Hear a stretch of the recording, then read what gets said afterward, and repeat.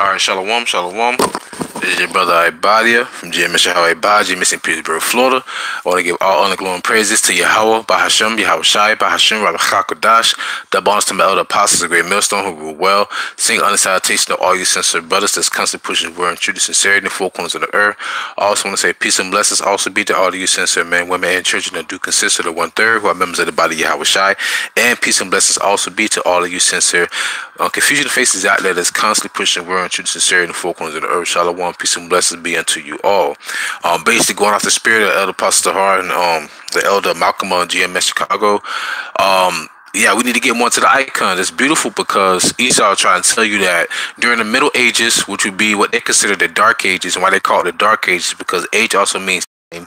All right, so there was a time where dark-skinned people was ruling Europe. All right, and words of being Moors, Moran, Morano, Morian, all different types of different surnames when they go back to the word Moor, because the word Moor go back to the Spanish word, if I'm not mistaken, Morano, which just means black, so to say. All right, so or like negro, like they would say.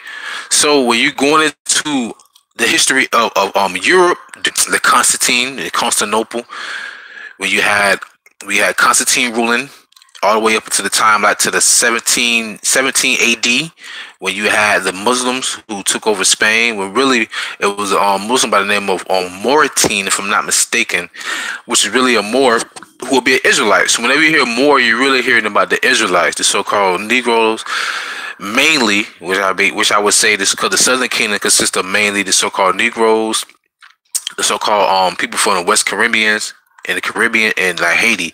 But you know, you had some Northern Kingdom that's a Spanish speaking tribe, so to say, or some Native American tribes. I'm not saying they were there or they were not there, but you go to the book of Luke, the 2nd chapter, they said there was a one of Asher, which is from the northern tribe, that was still around the time the Lord was on the scene. All right, but anyways, this neither here nor there. So basically what I want to get into, whenever you go into history, they always depict the people that ruled Europe during those times, all right, as these people over here on the right hand side. As they say, this is the original. It says original painting on the right hand side of Christ, which is Mashiach. See, he's dark skinned, so to say, right? Let me zoom in a little bit. You see how he looks right there. But then you go into the new painting of how he will look.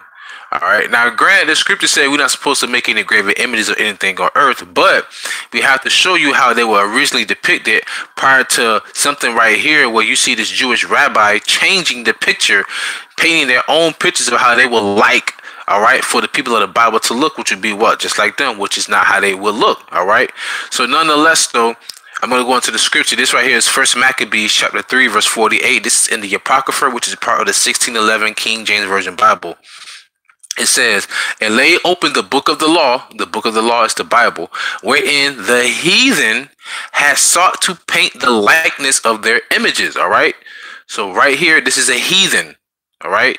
An Edomite, a so-called white man, red Hebrew Edomite. This is a heathen right here, all right? Because a heathen is anyone that's not of the stock of Abraham, Isaac, and Jacob, all right? If you're not a Hebrew Israelite, you are a heathen or a Gentile, okay?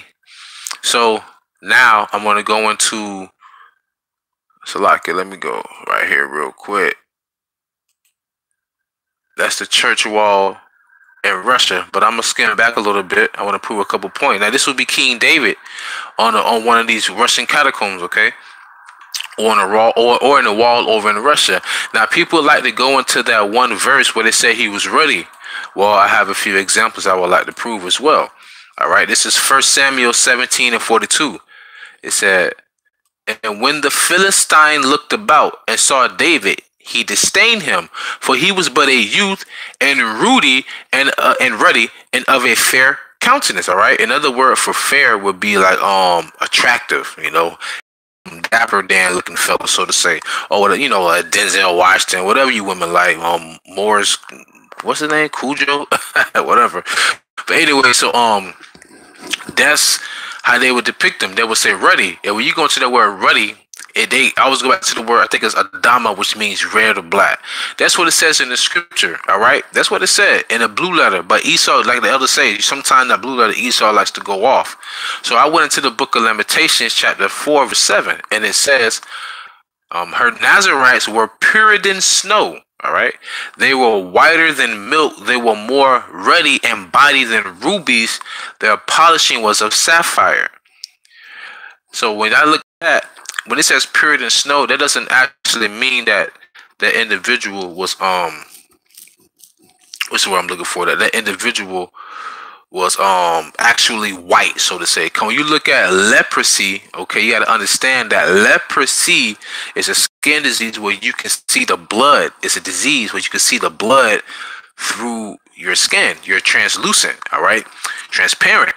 And why is it a disease? Because the word disease means that you're not at ease. Because when the summertime comes around, what people do you see putting SPF 15 copper tone sunscreen on?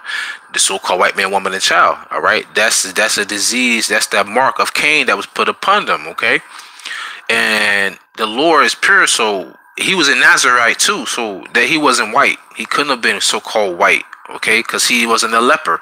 He healed lepers. If you heal someone, it means they were sick. All right. So anyway, so let's go into this word ruddy right here, where it says ruddy and body. It said ruddy and body. So what I went and looked up, unpolished. All right. This is unpolished, untumbled, undyed rubies. Okay.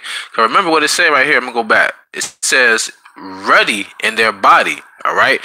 Rubies. All right. Lo and behold, this is what.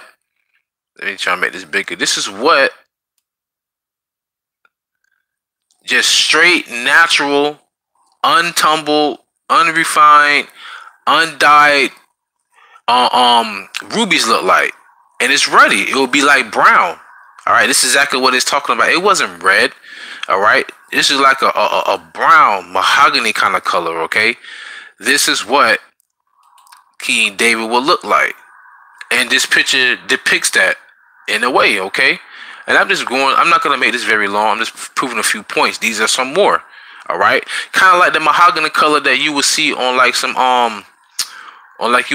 some Native Americans, so to say. All right, or what's the dude that we probably don't even know. I ain't gonna even mention his name. He was a boxer, but he was a Simeonite boxer. He fought against Dante Wilder. I forgot his name. You know, he would be like ready. All right, you got some jakes that had that complexion. My father's very like, he's like between like how should I say, like tan, and my mother's like the same complexion. But when I come out, like you can see like the hues of ruddy. Like, you know how Jake like to say, oh, she red bone. She not red bone. She just very, very, very, very light skin. But you can still see what she has, the melanin inside of her. But me, I kind of have that. Cause my mother's a Rubinite, so I kind of have that. Like Jake want to call it red, but it's not red. I just have that mahogany kind of skin color. All right, and that's kind of resembles this as well. All right. So this is what it will look like when it says ruddy. Now, let's go into, now this can prove a point that when it said, this is Moses, it's supposed to be Moses, right? Through the Spirit. Moses, they couldn't whitewash, found in the catacombs in Russia. Now, I went to Lamentations earlier, where it said, her Nazarites were purer than snow. They were whiter than milk. They were more ruddy in body than rubies. The polishing was of sapphire. So now let's go into the book of Exodus. And let's go into how Moses will look. Listen to this. This is Exodus 4 and 6. All right. The Lord said, furthermore. So let me try and make this just a little bit bigger so you can see this icon through the Spirit. All right. And the Lord said, furthermore unto him, put now thine hand into thy bosom. So he told Moses to put his hand up under his garment. And he put his hand into his bosom. And when he took it out, behold, his hand was leprous as snow. So going right back to the Nazarenes, man. And the Nazarenes, they had a very strict lifestyle. They couldn't eat any grapes. They couldn't drink any wine. They couldn't eat raisins and pull their hair. They couldn't be around dead bodies. Certain things that they could not do. So what make you think that a Nazarene would be leprous as snow? All right, when you say we're purer than snow, snow is what? Is water vapors that come from the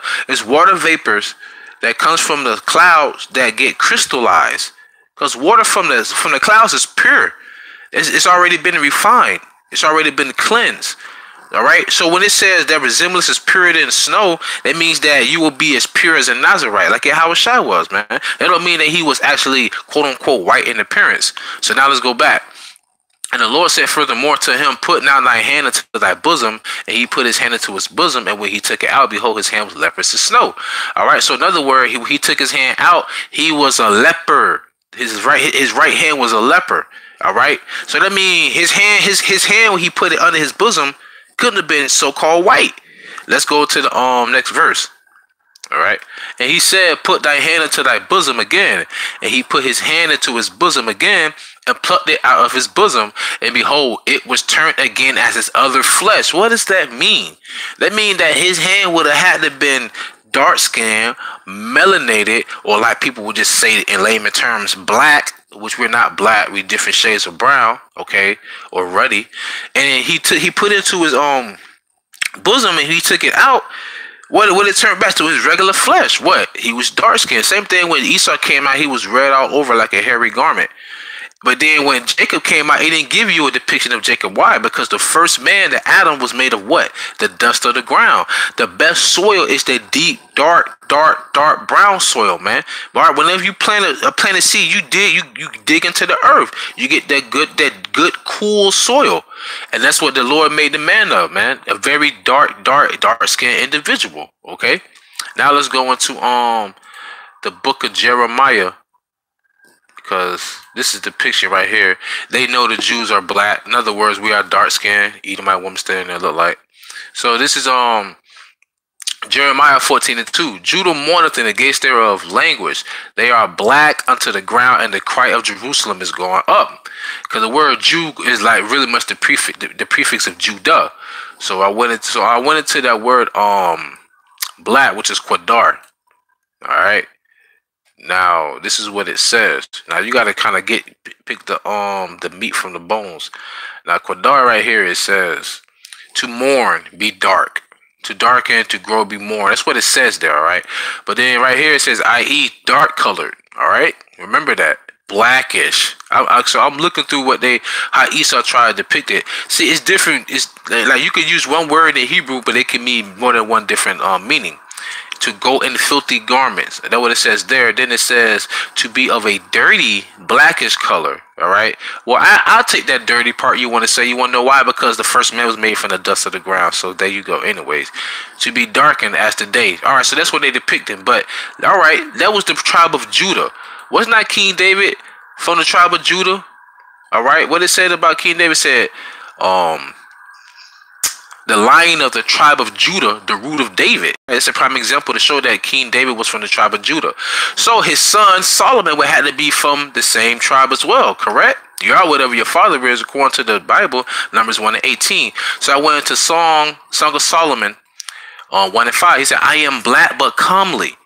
O ye daughters of Jerusalem, as the tents of Kedar, as the curtains of Solomon. I am black but comely. You know what that word comely means? That word comely means beautiful, or what I say, attractive, so to say. All right, but let's go into the word like they used to say back in the 70s. I'm black and beautiful. All right, so we go into the word shachar.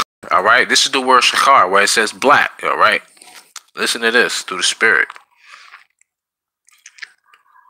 and this is what it says right here. Shachar, properly, it says dusky, also as absolute jetty black. And when I seen that word jetty, I thought about the magazine, Jet magazine, right? Come on.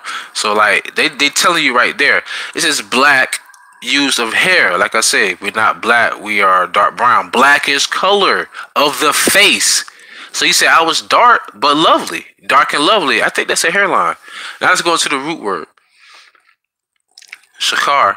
To be black of skin, all right? To be dark in skin. So King David couldn't have been a what? So-called white man. He would have to be an Israelite to be or become black or become dark. My skin is black as it draws from off me, all right? So in other words, it just goes to show you, man, it's talking about his complexion, all right? Same thing with the tribe of Judah, which is why I brought out Jeremiah 14:2, all right? So nonetheless, though, the Israelites ruled in Europe, these are the Russian catacombs right here. That goes to show that, like I said, I'm just touching a few points. I'm gonna try and do a couple more videos based upon these subjects, you know, part series of things like that. But the spirit is on me after I saw Elder Apostle Tahar's video and him mentioning Elder Malcolm. So nonetheless, I pray you edify with this video. I want to give all honor, glory, and praises to Yahawah, BaHaShem, YAHAWASHI, BaHaShem, BaRakakadash, the most time Elder Apostle, great millstone who will well sing under salutation to all you sisters and brothers. Peace and blessings to the 1/3.